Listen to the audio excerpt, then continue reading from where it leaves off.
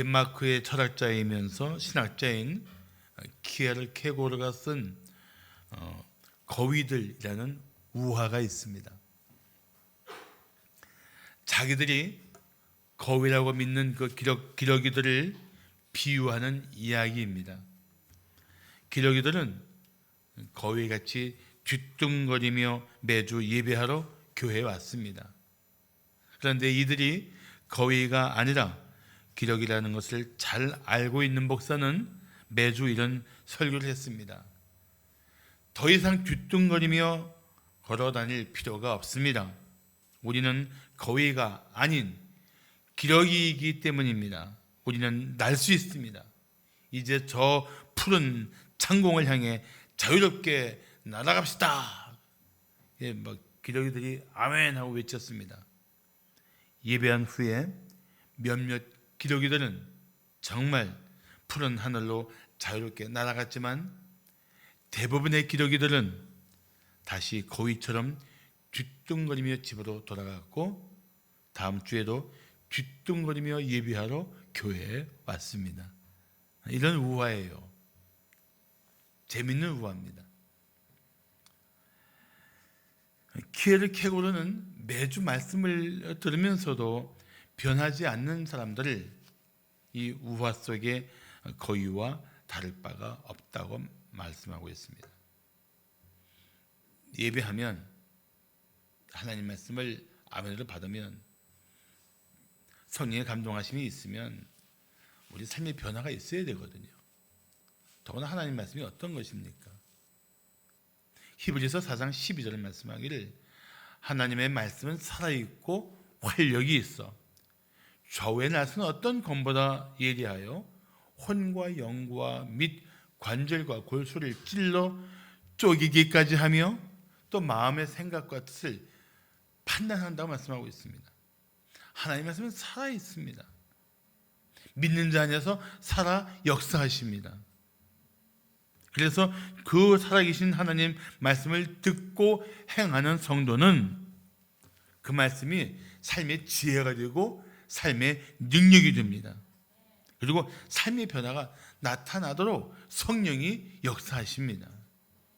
그러니까 사실 우리가 말씀 가운데 진리이신 하나님 말씀 가운데 우리는 영적으로 거듭나고 성장하고 성숙해 갈 수밖에 없습니다. 더구나 우리는 이 세상에서 영적 전투의 현장에 있습니다. 날마다 악한 권세와 싸워야 하고 때마다 세상의 유혹과 싸우고 있습니다.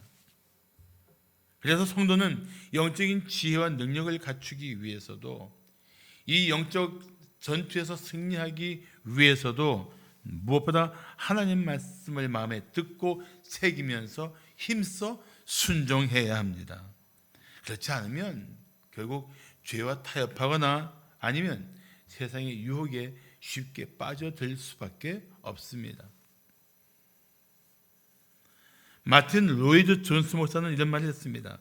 죄는 우리의 삶이 진리가 아닌 욕망에 의해 지배된다는 것을 의미한다. 무슨 말씀입니까? 진리가 우리를 지배하면 이길 수 있는 죄악들을 우리 욕망의 지배를 받다 보니까 그냥 죄에 쉽게 빠져들고 있다는 것입니다. 오늘 본문에 나오는 아간이 바로 하나님의 말씀이 아닌 자신의 욕망에 따라 지배를 받은 인물 중에 하나입니다. 아간은 자신의 욕망을 이기지 못하고 하나님의 뜻을 저버린 사람입니다. 그 결과는 너무도 끔찍했습니다. 그렇지만 우리에게 주는 강력한 교훈이 되고 있습니다. 우리는 오늘 그 교훈을 붙들어야 합니다. 자, 우리는 패배한 삶의 자리에서 어떤 자세를 가져야 할까요? 자, 오늘 이 이스라엘 백성들은 아이성을 아주 하찮게 여기고 공격했다가 뜻하지 않게 패배를 했습니다. 막 간담이 높고 막 백성들 마음에 큰 낭망이 왔습니다. 그런 패배한 삶의 자리에 있는 거예요 지금. 그런데 이런 패배한 삶의 자리에서 우리는 어떤 자세를 가져야 할까요? 첫째, 자신의 죄를 깨달아야 합니다. 모든 고난이 죄 때문에 오는 것은 결코 아니지만 어떤 고난은 분명히 죄 때문에 오는 고난이 있습니다. 지금 당장 오지 않더라도 그 죄 때문에 결국 고난에 빠질 수 있습니다. 특별히 오늘 이스라엘 백성들은 만만하게 보았던 아이성 전투에서 패했습니다. 사람들은 패배했을 때 현실을 인정하고 싶지 않을 것입니다. 또 패배했을 때 마음이 혼란스러워서 어떻게 할지 모를 때가 있습니다. 그렇지만 우리는 성도로서 뜻하지 않은 패배한 삶의 현장에서 먼저 생각할 것이 있습니다. 하나님 앞에서 자신을 성찰하는 것입니다. 내가 하나님의 뜻을 거역한 것은 없는가? 내가 하나님의 때를 기다리지 않고 서두른 것은 아닌가? 내가 하나님보다 내 생각대로 살고 있지 않는가? 성찰해야 된단 말이죠. 하나님 앞에서 자신을 정직하게 살피고 하나님의 도움을 구하면 하나님은 우리의 문제를, 실상을 깨닫도록 도와주실 것입니다. 그래서 하나님은 이 패배한 삶의 자리에서 엎드린 여호수아에게 말씀하십니다. 일어나라. 어찌하여 이렇게 엎드렸느냐. 패배한 삶의 자리에서 낙심한 채 엎드리만 있는 것이 아니고 자신을 성찰하고 다시 일어설 수 있어야 합니다. 패배한 삶의 자리는 결코 일어서지 못할 자리가 아닙니다. 하나님 안에서 우리는 얼마든지 다시 일어설 수 있습니다. 일어서야 합니다. 그렇다면 이스라엘 백성이 아이성을 공격하다가 패배한 이유가 무엇입니까? 영어 성경은 7장 1절을 이렇게 시작합니다. But 그러나 7장 1절에 그러나라는 것은 앞에 마지막 절과도 관계가 있어요. 여호수아 마지막 6장의 마지막 절이 27절인데 거기에는 이렇게 말씀하고 있습니다.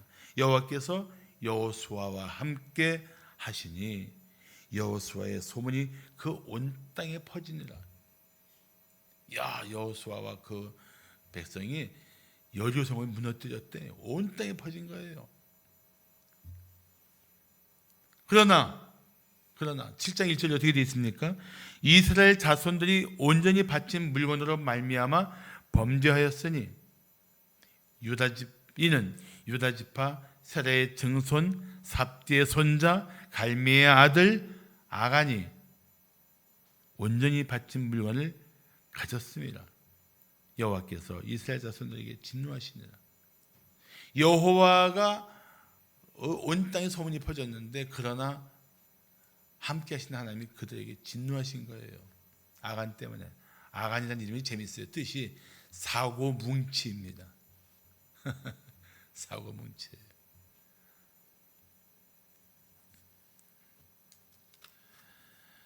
하나님이 왜 진노하셨을까요? 여호수아 6장 18절 보시면 하나님께서 이렇게 말씀하십니다. 너희는 여리고성을 공격해서 얻은 모든 것들을 온전히 바치고 그 바친 것 중에서 어떤 것이든지 취하여 너희가 이스라엘 진영으로 바치는 것이 되게 하여 고통을 당하게 되지 아니하도록 오직 너희는 그 바친 물건에 손대지 말라고 말씀하셨는데 아간이 손을 댄 거예요. 오직 한 사람은 아간이 손을 댔어요. 아간. 자기 욕심대로 값진 물건을 훔쳐 숨겼습니다. 그런데 그런 사실도 모르고 엎친 데 덮친 격으로 백성들의 마음이 교만해졌습니다. 아이성은 사실 아이란 말이 황폐한 작은 산을 말합니다. 황폐한 작은 산. 아이성은 작은 산 위에 서 있는 볼품없는 작은 성이었습니다. 그러니까 여리고성에 비하면 그건 비교도 안 되는 거예요. 여리고성의 승리에 한껏 취한 정탐꾼들이 아이성을 둘러보고 자신만만하게 맞았습니다. 3절을 보시면 여호수아에게로 돌아와 그에게 이르되 백성을 다 올라가게 하지 말고 뭐 그럴 필요도 없다는 거예요. 한 2-3천 명만 올라가서 아이를 치게 하소서. 아이를 아이 치듯 하자는 거예요. 그들은 소수이니 모든 백성을 그리로 보내어 수고롭게 하지 마소서. 2-3천 명? 3천 명 보내자. 3천 명이 올라간 겁니다. 그랬는데 3천 명이 비참하게 쫓겨서 주랭랑을 치고 내려왔던 것입니다. 성경은 백성의 마음이 녹아서 물같이 되었다고 표현합니다. 아주 그냥 완전히 낙심돼서 주저앉은 거예요. 여리고성을 어떻게 정복했습니까? 그건 도저히 기상천외한 방법이었습니다. 그건 하나님의 방법이었습니다. 하나님의 승리였습니다. 가나안 땅에서의 첫 승리는 이후의 모든 싸움에서 전쟁의 승리가 하나님께 있다는 것을 보여준 것입니다. 그래서 모든 싸움에서 승리하게 하시는 하나님을 신뢰하도록 보여주신 것입니다. 그런데 마치 자신들의 힘으로 이길 수 있다는 생각에 빠져서 그들은 하나님을 염두에 두지 않고 자기들 힘대로 공격을 했던 것입니다. 그래서 패한 거예요. 그러니까 이 패배의 원인은 두 가지입니다. 하나님 뜻을 거역한 죄가 있었고 또 하나는 그들의 교만한 마음이 있었습니다. 본문에서 주목할 단어가 바친 물건의 바치다예요. 바치다. 바친 물건. 6장 7장에 계속 반복되어 나오는 이 바친 물건의 바치다라는 뜻은 엄격히 말하면 사람이 자기 마음대로 사용하지 못하게 구별하여 오직 하나님께 드리는 것을 말합니다. 여리고 성에서 얻은 모든 전리품은 철저히 하나님께 바친 물건이에요. 하나님 외에는 사람이 자기 뜻대로 사용하지 못하도록 구별된 것입니다.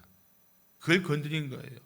그건 하나님을 향한 도전이고 하나님의 권위에 대한 불순종이고 하나님을 향해서 자기 생각대로 살려고 했던 거역입니다. 우리는 자신이 소유한 것은 내 마음대로 사용해도 된다는 착각에 빠질 때가 많습니다. 내 몸이니까 내 마음대로, 내 돈이니까 내 마음대로, 내 아이니까 내 마음대로. 아니에요. 우리는 내 전 존재가 이미 하나님께 바친 존재입니다. 그래서 로마서 12장 1절에 말씀하기를 그러므로 형제들아 내가 하나님의 모든 자비하심으로 너희를 권하노니 너희 몸을 육체를 하나님이 기뻐하시는 거룩한 산 제물로 드리라. 이는 너희가 드릴 영적 예배니라. 헌신은 영적 예배 증거예요. 자, 한번 생각해 보십시오. 사랑하는 성도 여러분, 당신을 하나님께 바쳤습니까? 아니면 바친 것을 아직도 자기 욕심대로 사용하고 있습니까? 이건 분명히 우리가 대답해야 할 질문입니다. 하나님의 뜻대로 살고 있습니까? 아니면 자신의 생각대로 살고 있습니까? 이건 분명히 점검해야 될 질문입니다. 예수 안에서 구원받은 성도들인데도 불구하고 하나님 없이 하나님보다는 자기 생각대로 자기 뜻대로 살려는 경향이 매우 많습니다. 이런 자세의 뿌리가 뭔지 아십니까? 교만이에요. 하나님의 것인데 내 것처럼 살려고 하는 것, 하나님을 인정하지 않고 내가 인생의 주인이 되어 살려는 이 모든 생각의 뿌리는 교만이고 이것은 사탄이 우리에게 부어준 생각이에요. 네가 하고 싶은 대로 살아. 그래서 그런 교만한 태도에서 하나님을 인정하지 않고 사는 모든 도전은 실패할 수밖에 없어요. 그래서 잠언 16장 18절을 말씀하기를 교만은 패망의 선봉이요 거만한 마음은 넘어짐의 앞잡이라고 말씀하고 있는 것입니다. 패배한 삶의 자리에서 자신의 문제를 깨달아야 돼요. 엄격히 말하면 자신의 죄를 깨달아야 됩니다. 내가 하나님께 거역한 것은 무엇인지, 내가 하나님을 내 삶에 인정하지 않고 내 오만한 마음대로 살았던 것은 무엇인지 살펴야 돼요.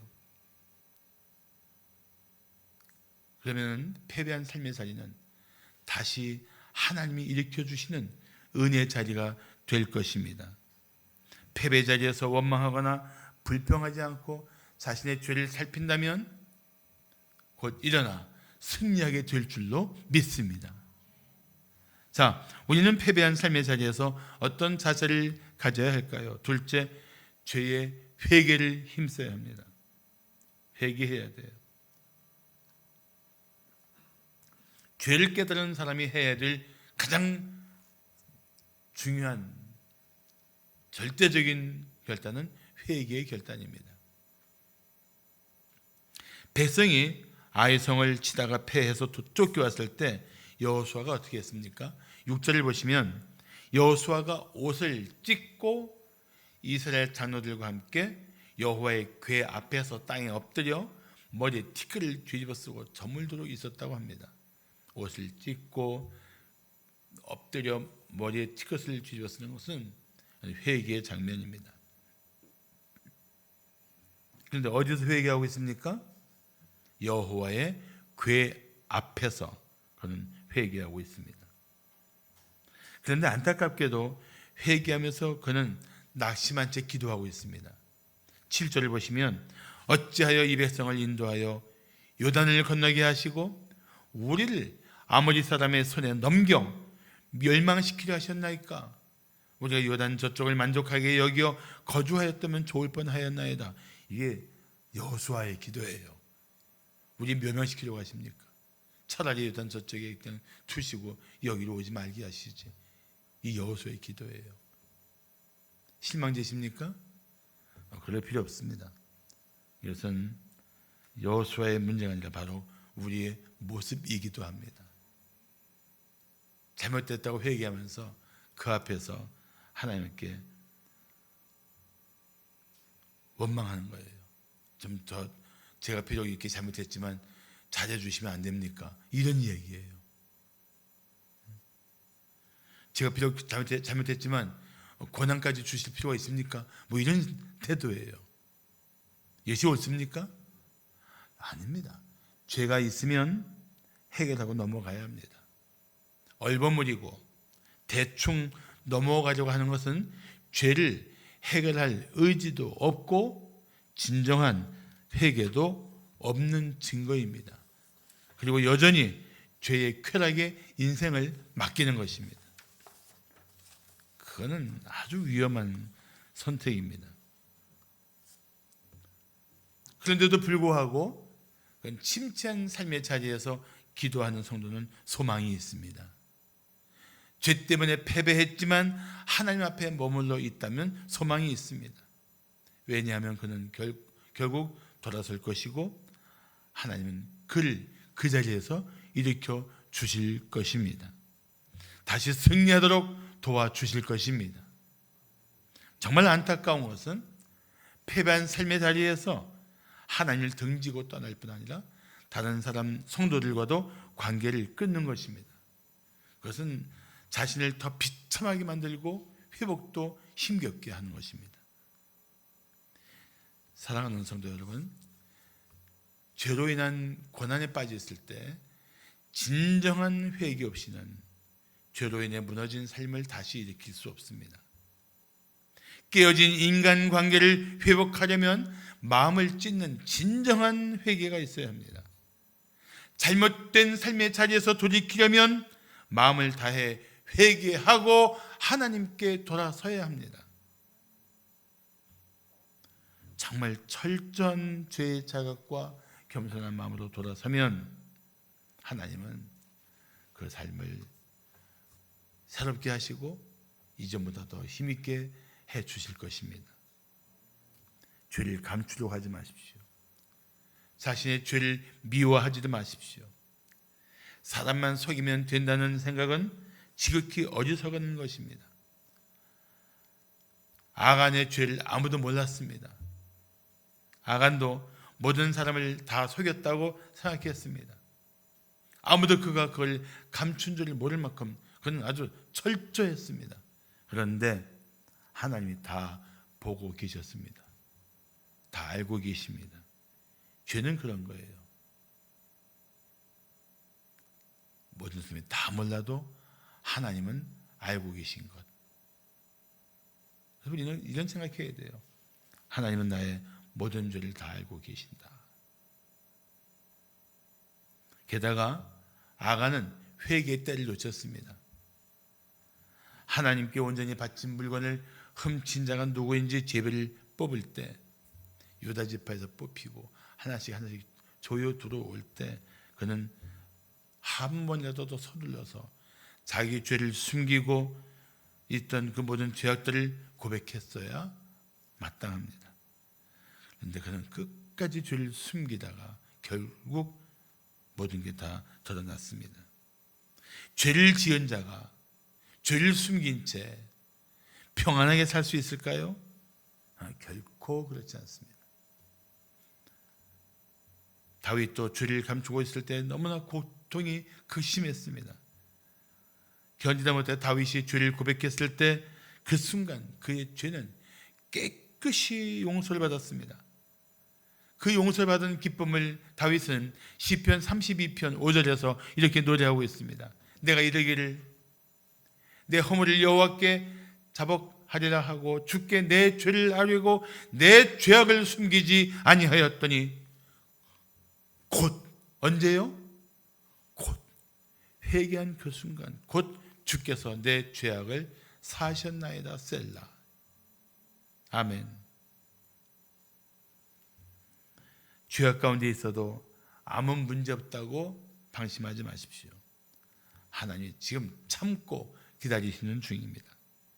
요즘 죄를 짓고도 오히려 뻔뻔하게 행동하는 사람들을 언론을 통해서 보면서 참 안타깝습니다.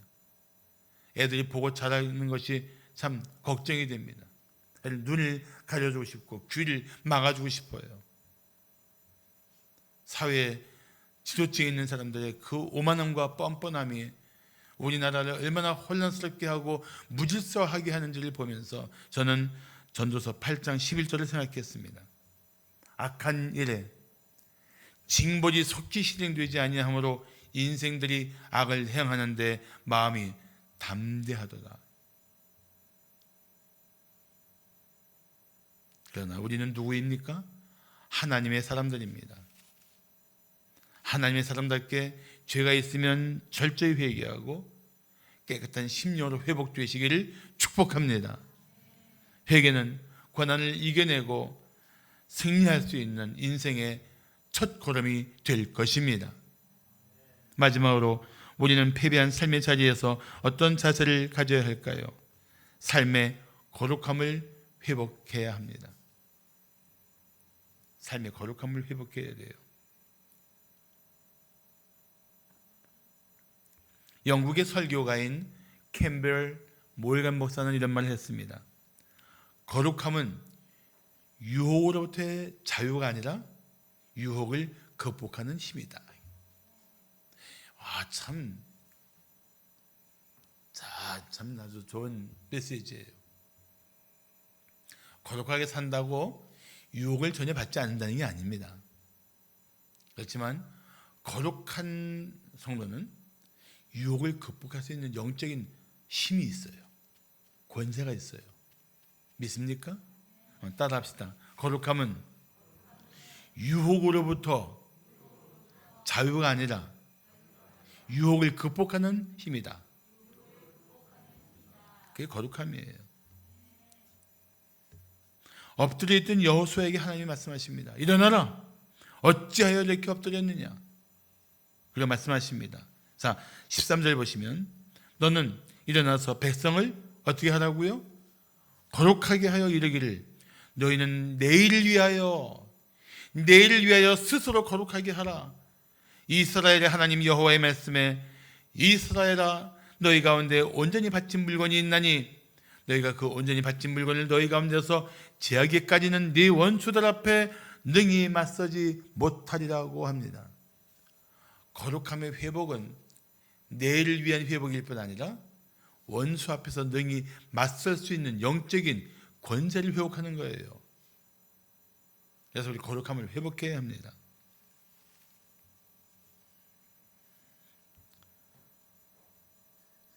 거룩한 삶을 살아야 하는 성도에게 바울은 이런 권면을 했습니다.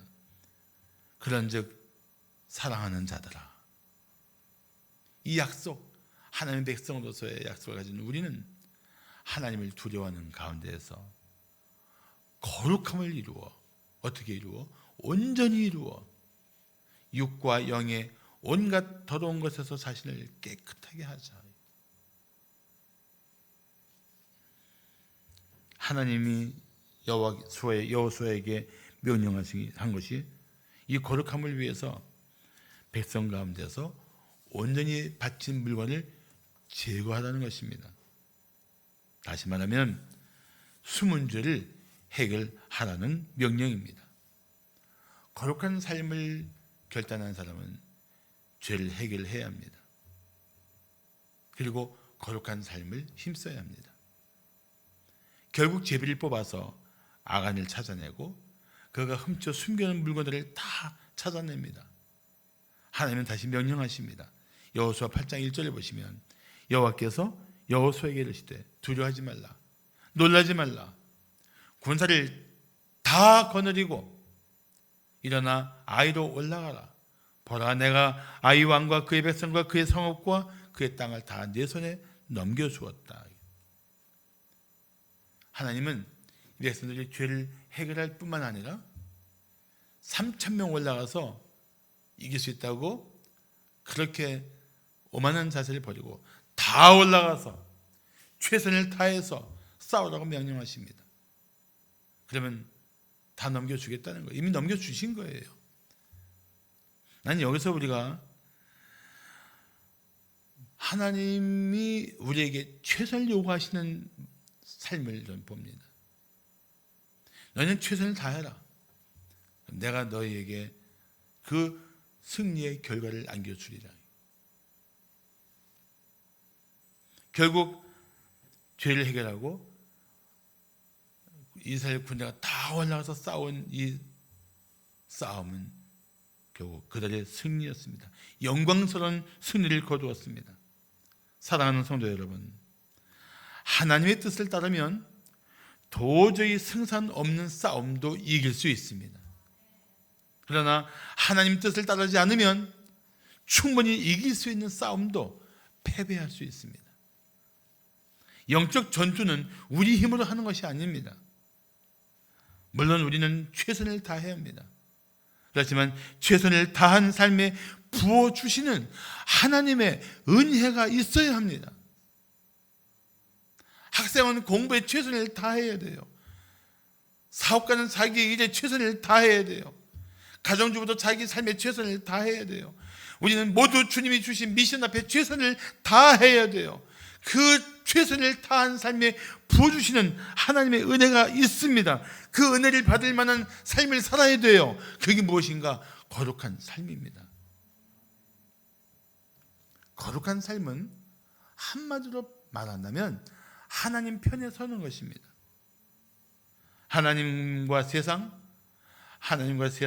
사탄의 대립 속에서 우리가 하나님 편에 섬으로써 하나님의 사람인 것을 보여주어야 합니다.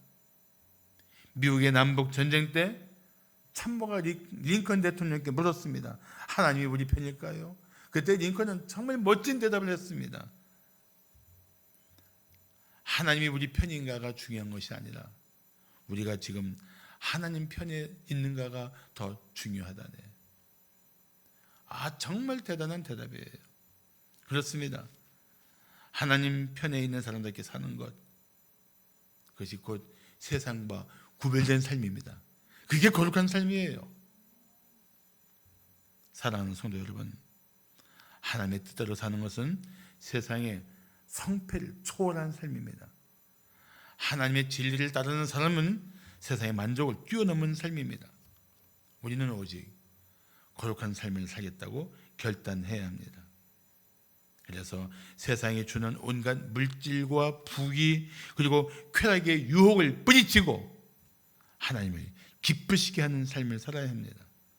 사탄의 유혹 앞에서도 사탄아 물러가라, 나는 오직 하나님만 경배하기로 내 생명을 드렸다 외칠 수 있어야 합니다. 거룩한 삶을 통해 승리하는 하나님의 사람들이 되시기를 축복합니다.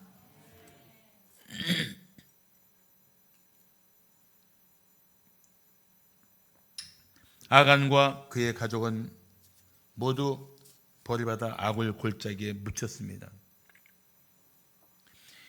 유다 지파의 자손이었는데 참 자랑스러운 이름을 가진 조상들을 가진 자손이었는데 그렇게 그들의 삶은 거기서 끝이 났습니다.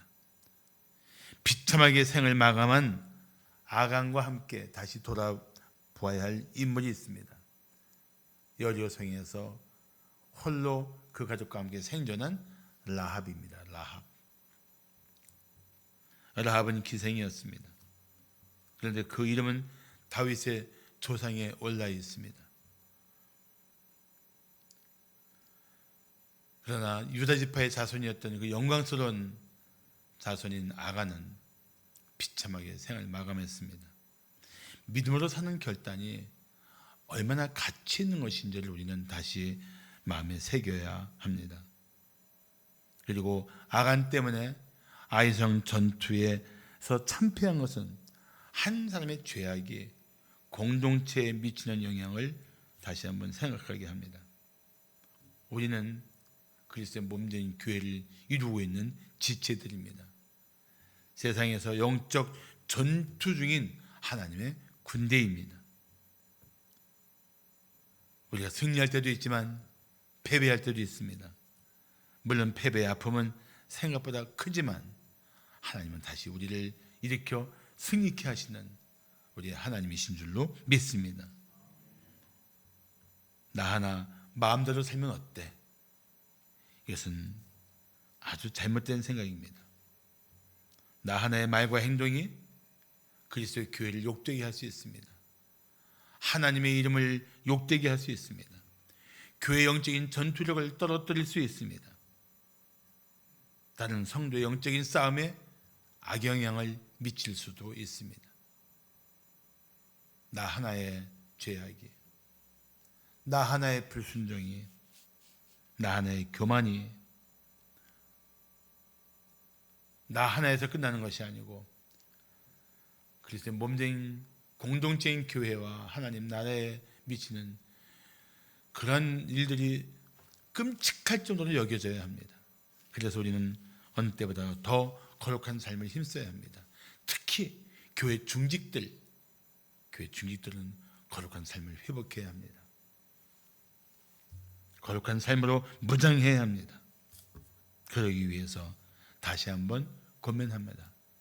때마다 받는 하나님 말씀에 마음을 다해 순종하십시오.